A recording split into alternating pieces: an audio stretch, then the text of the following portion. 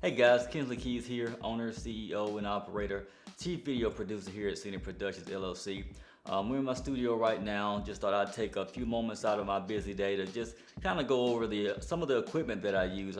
Over the years, a lot of people ask me, I'm really impressed with your quality of your videos. What type of equipment do you use?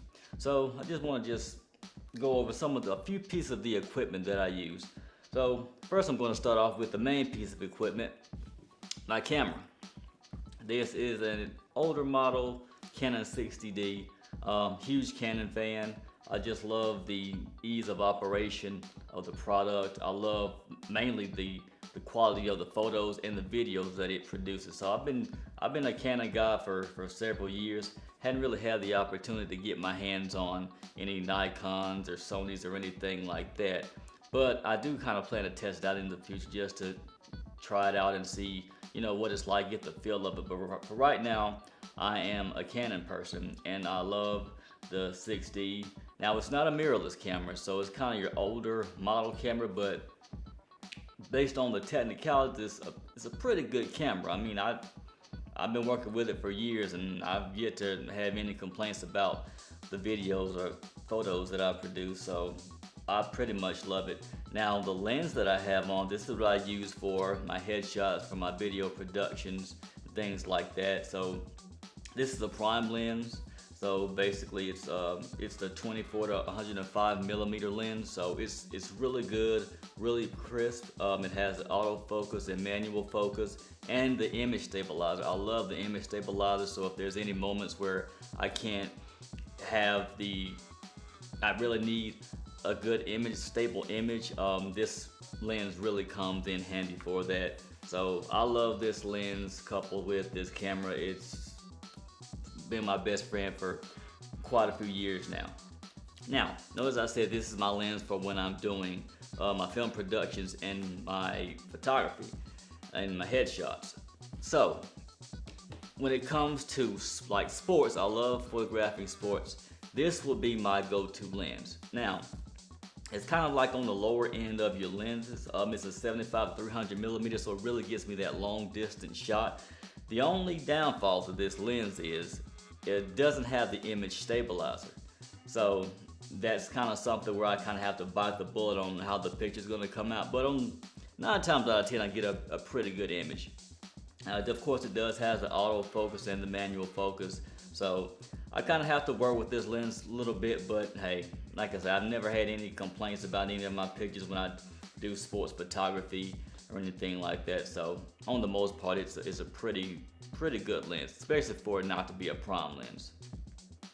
The other piece of equipment that I really enjoy using is this GoPro. Now I use this GoPro mainly for my behind the scenes stuff. I will be using it for this video, but obviously I have to show it to you guys. But it has great video quality. This is the GoPro 9, so it has, of course, HD, and I always use it in the 4K mode, but it's a great product. I usually use it for my studio photography, just behind the scenes. I love behind the scenes. Everybody loves behind the scenes. They just like to know how things go down when you're doing your process and whatever you're doing. But I love this. My brother blessed me with this, I think a year or two ago for my birthday. So it was a very good investment. I mean, I love it. Now, I will say the most aggravating part about this thing was the beeping, because every time I pressed the button to start recording, it would always beep, and then when it stopped, it would beep. And I finally figured out, after going through the settings, I finally figured out how to turn the beeping off. So ever since I figured that out, I love this product.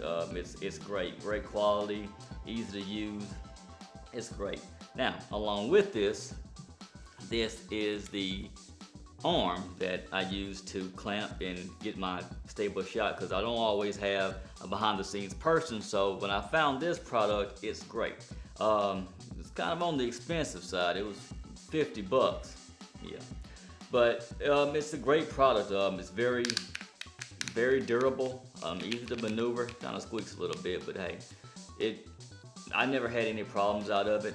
It goes onto the GoPro, clips onto it rather easily. Then it has this little rubber tab right here to flip it down, so there's no accidental slip offs.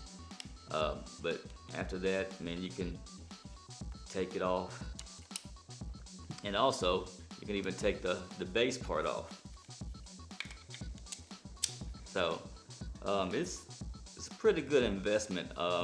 This clip, it's a good hand workout.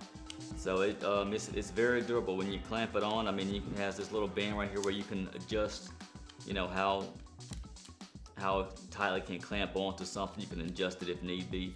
But other than that, it's a great product. Still can't believe I still can't believe it's $50, but it's worth it. GoPro, they have a great product. I've heard a lot about it over the years, and like I said, it's great image, great picture. No complaints. And it comes also with a handy case that I also, you know, keep it in. And another product that I use, this is my strobe light. It's a newer Vision 4. Great. I love the display on the back. Then also you can have a little clamp here for the Bowens mount, but has a great light on the inside of it. So I use this for all of my exterior photo shoots. Now, the only downfall to this light is, or this strobe light is, the trigger does not have a thing where you can adjust the settings on it. It'd be nice if I really had the trigger right now, but I mean, not really much to show on it. But the only way that you can adjust the light settings is from the settings on the back. So can just imagine you're in a photo shoot and you have your strobe light up and it's like 7 or 8 feet in the air, and so you have to try to reach up and adjust the lighting. It's a headache. So I'm not a big fan of this strobe light. I'm looking to invest in something else. But one thing I do love about this strobe light is the battery. I love the battery pack that's associated with it. Now, it does take these things quite a long time to charge up, so I mean, you might as well just plug it in and let it set overnight. But it came with 2, so that's really handy. But you know, I love the fact that it doesn't have to be attached to a cable. But that's pretty much the only downfall that I have with this light.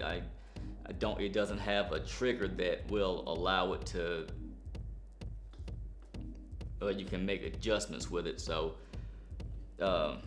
outside of that, I mean, it's really not a bad piece of equipment, but hey, you get what you pay for. I believe this is a 400 watt light. I'm looking to invest in a 600 watt light. But other than that, those are the primary pieces of equipment that I use when I'm doing my productions. I'm looking to invest in a lot more equipment, but I would advise anybody who's really trying to get their start off in video production, get you a camera that, you know, I would say it right now at least has 4K capability if you're trying to go the video photography route. If you're trying to just do the photography route, I would now suggest investing in a mirrorless camera, something that's a level that I'm trying to get to. But I've been doing this been doing video production for over 10 years. I just recently got into photography, I'll say about 2 years ago, and I'll tell you a story how I got into doing photography. So I used to film a lot of weddings, and every time I would go to a wedding, I would show up with this. This is what I film weddings with. And there was one event where the coordinator asked me, well, you know, when are you gonna start, you know, taking the pictures? I'm like, I'm the videographer. I'm like, well, where's the photographer? It's like, I don't know. It's like, well, the wedding's starting in 10 minutes and we don't even have pictures.